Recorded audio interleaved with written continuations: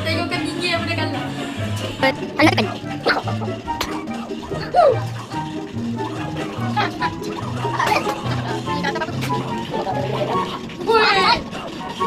Siap.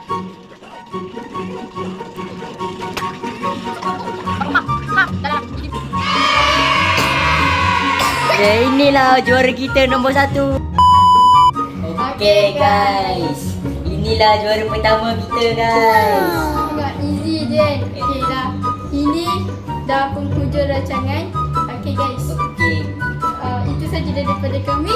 InsyaAllah kalau kami ada masa, Kita jangan lupa like, comment, subscribe dan share, subscribe. komen.